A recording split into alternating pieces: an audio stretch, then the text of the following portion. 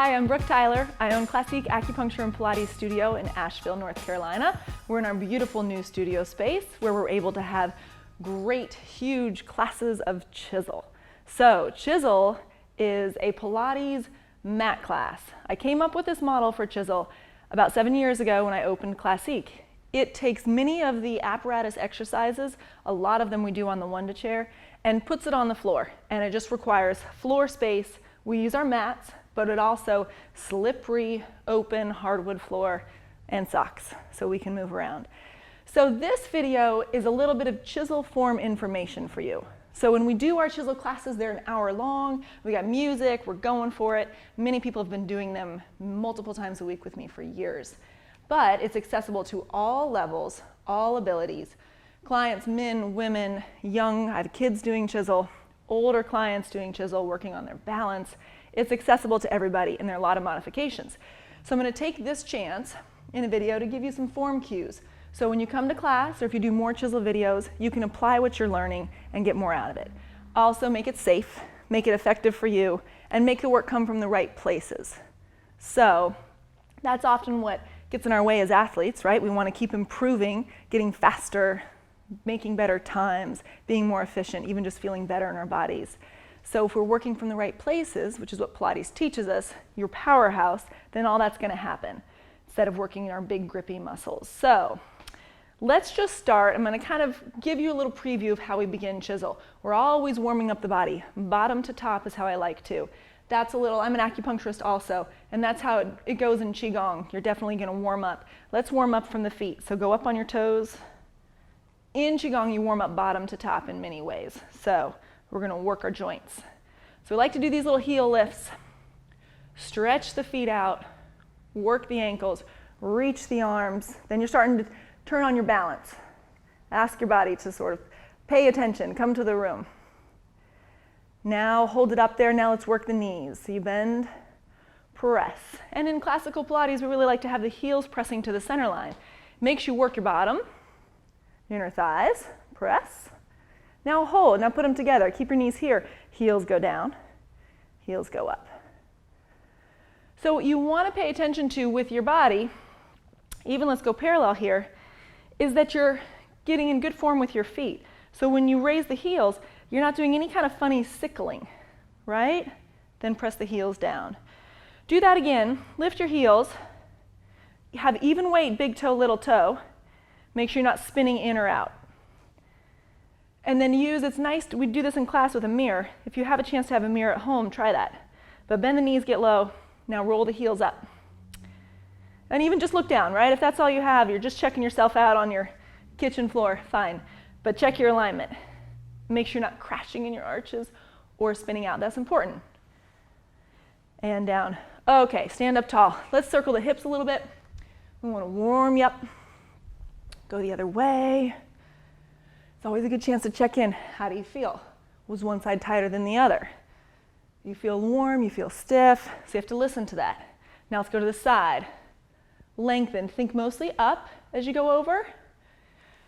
You don't want to get too crunchy, right? I don't really like that crunchy word in Pilates. Get long. One more. Breathe. Exhale. Up. Over. And up. Okay, go heels together. Roll your shoulders a little bit. So you kind of feel how I worked up the body through these joints. We can even do some little twists. Go up and back. Opening your chest. As you spin, open your chest. One more each side. Exhale. Up.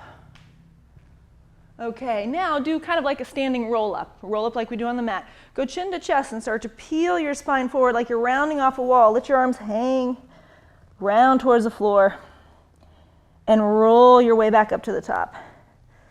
Again, try to keep your hips still and forward so you're not hanging back in your knees. Okay, that's something really important I try to bring up in all the classes we teach. You don't want to be locking your knees backwards. Round forward. In fact, I feel like I have a little more weight on my toes, like I might tip over. And that's going to make me engage my powerhouse right in the middle. Then stay down here and walk your knees out. Still trying not to hyperextend, but you're just getting to wake up the backs of your legs. And roll up to the top. shoulders down and back. Okay, so in Chisel class, we'll start to add your arm weight series, a lot of standing balance work.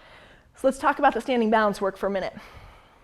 Stand on your left leg, right leg back, hips square.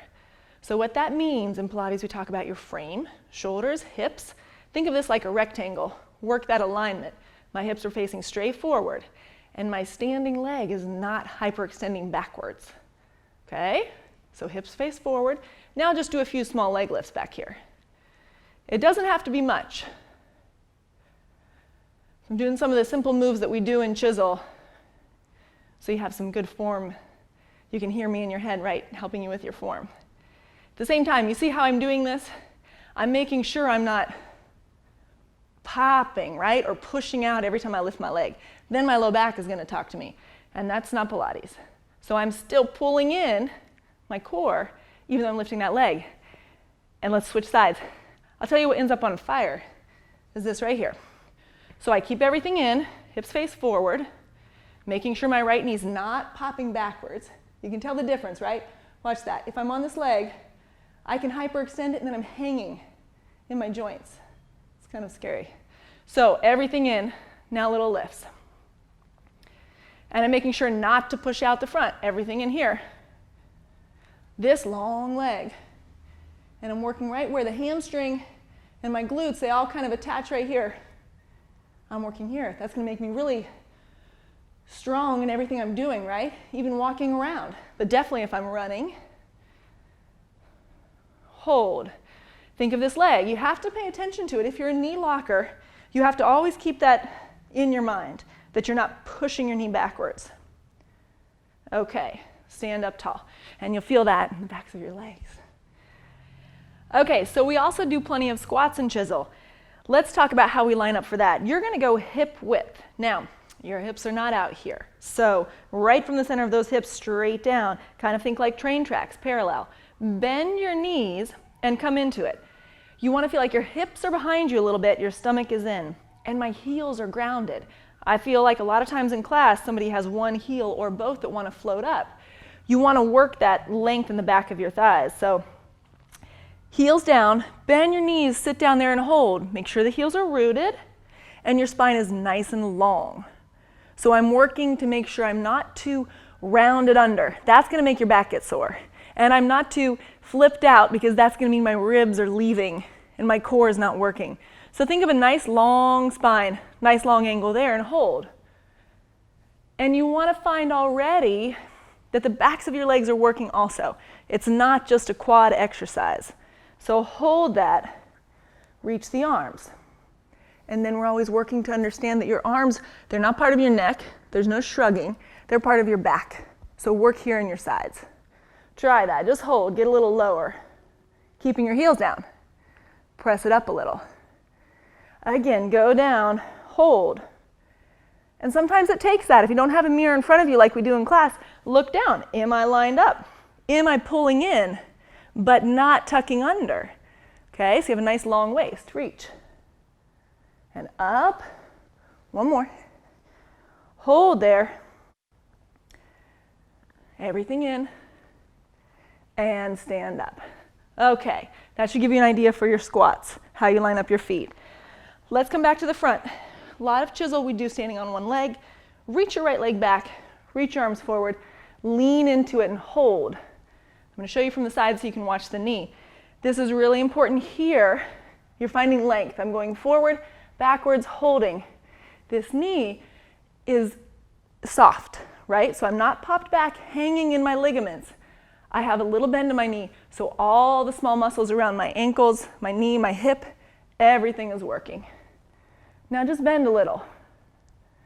Press it up without popping it backwards. Bend a little. And up. Find something to stare at, keeping yourself steady.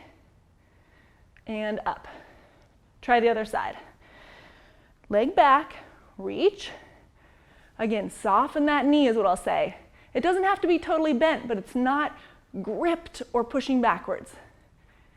It does feel a little bit like you're lifting, right? Lifting up out of the floor.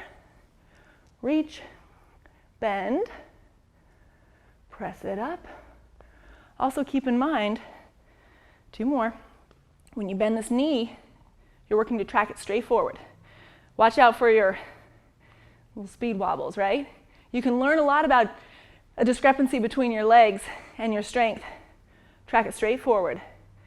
Super common that one leg will feel like it's waving or it's falling, but learn, we tend to have a tendency, whether we're knock-kneed or bow-legged. Press up. Okay, stand tall. That should feel good. That gives you good information of how we stand on one leg. Let's go back to our squats. So when we go up and down with tempo, you understand that your energy, you're lifting from your center, you're not popping your legs back here also. So often we're going to go up and down with a rhythm. So if I'm going down, coming up, what I'll see sometimes is people wanting to come up and pop the knees back and thrust the hips forward. Now my joints are risky, my ligaments are taking too much strain, and I'm not staying in my muscles. I want to feel like I'm lifting through the center and not doing a leg press. So going down and up, you want to feel tall. So I'm going to avoid that moment where my knees go back and my hips go forward, right? Not so much here, because then I'm losing my middle. Arms can swing free, and my heels still stay rooted. It's really easy for the heels to float. And hold it low, stay there. What we'll do sometimes in class, again, where you can learn about your discrepancy of strength, try balancing one leg. See what happens. And go back the other way. Hold. See if you can keep them steady. And that is strengthening your entire foot through all these spine muscles around your knee, into your hip, your waist, your whole powerhouse. And come up tall. Let's do a little stretch. That's why athletes like Chisel so much. But we have all kinds. We have a lot of yogis who do Chisel. I have teenagers who do Chisel. Anybody. So, because you work this balance, you're going to feel like you're young, you have energy, you're capable, you're not at risk. Okay, so that gives you a good sense for a lot of our standing work. So let's go to the floor, because we like to plank and Chisel. And you have to figure out how to make plank get out of your neck, get out of your wrists, watching the hyperextended in your elbows. So let's talk about that. When you come into a plank, I want you to first think big hands. Like if you've ever done yoga and they really have you spread your fingers. Spread all those fingers down there on the floor and come into your plank and hold. Just like you did standing, I want your heels together, squeezing your center line, rather than me kind of being back there and sickling my feet in funny ways. You have to learn to pay attention to your feet because they do things on their own, and it's not always to your benefit. So squeeze your heels to the center, and then suddenly my inner thighs and my bottom are also working to help me instead of weigh me down. So use that bottom. So once I'm here, I'm thinking big hands and soft elbows. In Pilates, we like to hug the center line. So I'm going to make sure my arms are wrapping more in, not so much flaring out. So if I can pull my arms towards my center line, I'm going to engage my powerhouse. So Pilates, my powerhouse, here to here, right? I want to use my lats, my upper abs. So when you take this into your practice, your planks will feel like it's upper ab work. It's not a shoulder workout. It's not a trap workout. So, but you have to be intentional. Otherwise it sneaks back up there. So big hands, elbows soft, and you kind of hug the center with them. And exaggerate it for a little bit of how you bend. If you know you can pop them, right? I can pop them, but I don't. So soft elbows, I squeeze the center, then I come into my plank. And I'm forward over my wrists. You can see from the side, I'm not planking back here. That's going to be very neck stressful. Okay? So here I am, and I'm lifting rather than having any kind of falling, sinking feeling. Feel that everything is sinking. So I'm pushing the floor away from me. However, as I push up, I'm also softening and squeezing my arms towards the center. It's a lot of work. And suddenly, I can tell you, I feel the whole thing right here, right in those upper abs. Low abs, because I'm squeezing my legs together, nice and long, because people love to plank like this, right? Lift the back of your head, nice and long. Your neck is part of the rest of your spine. So if I'm doing a plank or a push-up here, that's not integrity in my spine. I got to stay long. Okay, stand up. So, where do you feel? Here. Okay, so in Chisel, when we do a lot of planks, with a lot of plank variations, because we like a slippery floor, you have to keep coming back to those things. And we all have certain things that are our things. Maybe you're an elbow locker.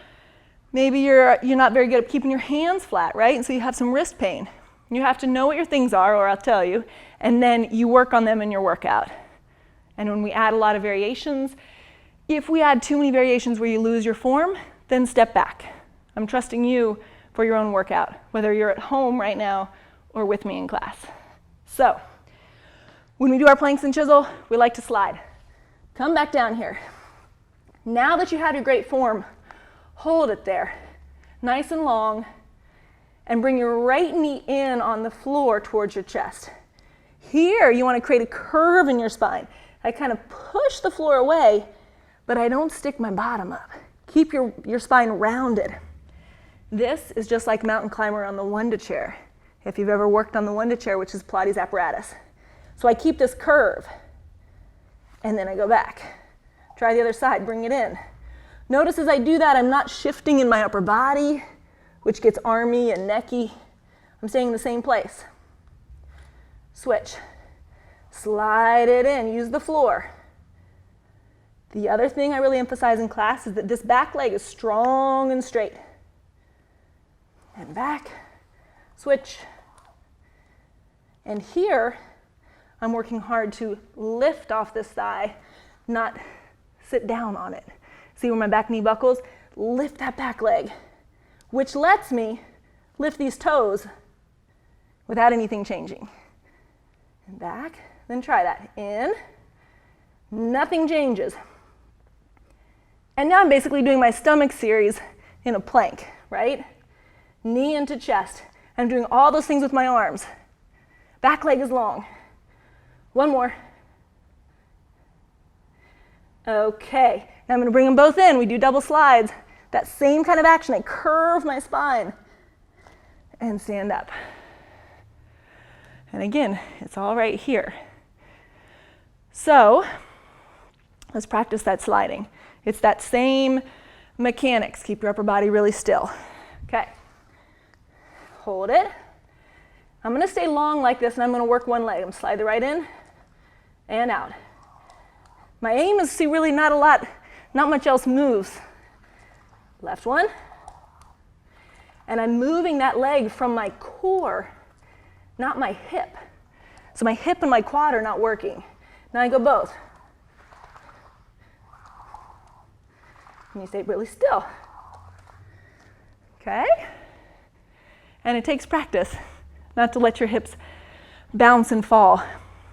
But ultimately, if you do it that way really still, I'm conserving my energy and it's coming from the right places. As opposed to, so this is the don't do it version, where people often come in and there's sort of a bouncing and a sinking, right? And then I'm just stressing myself out, really. It feels stressful. Because I'm not working in the deep, powerful places where it's most efficient. So let's do Michael Jackson, which is what we call it. It's kind of sliding in and out and making sure that back leg gets long. Hips underneath me, rather than here, right? That's not hips under. And now my low abs are not working. Hips under. And then I could do anything. I could go wide with that knee. I could go across the center. That's crisscross, right? You do your Pilates mat routine, this is crisscross. Cross the inside. That's all. I can take them both wide. It's all about that base though, right? I'm pushing the floor away. And there has to be a little bit where my hips are curving under. Curving under. And stand up. So, play with that. And in Chisel class, we'll add millions of variations because it's fun. And you just have to choose which ones work for you. So same when you do the videos at home. But that gives you a sense of how your planks really come from your core, not from, you're not building big arms or big shoulders or painful wrists or tension. It's all happening from your center. And that's the principle of Pilates. If you're using your powerhouse, you're creating length, strength at the same time, then you've got a flexible spine, and then you're young forever. That's what Joe Pilates said. Well, I didn't hear it from him, but that's what I know to be true.